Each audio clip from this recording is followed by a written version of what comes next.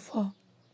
دخلت كليوباترا القصر بس مش من الباب، بس كانت ملفوفة جوه سجادة كبيرة، ودي كانت هدية غريبة جدا لكن وصلتها لقلب القصر. وفجأة وقدام القيصر اتفكت السجادة وطلعت منها كليوباترا وهي واقفة بكل ثقة وشموخ، وقالت له: أهلا، أنا كليوباترا، أنا الملكة الشرعية، مش بس لأن دم ملكي لكن علشان بلدي كمان محتاجاني ومش هتخلى عنها مهما يحصل.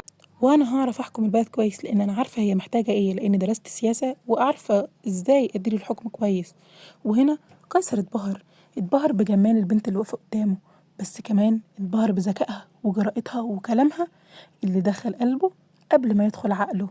ومن اللحظه دي كليوباترا رجعت للحكم من جديد. لكن مش كده وبس، كليوباترا كمان بدأت تهتم بإنها تبني مصر من جديد، واهتمت بالعلم والزراعة وبالمكاتب وبالشعب اللي كانت شايفاه كنزها.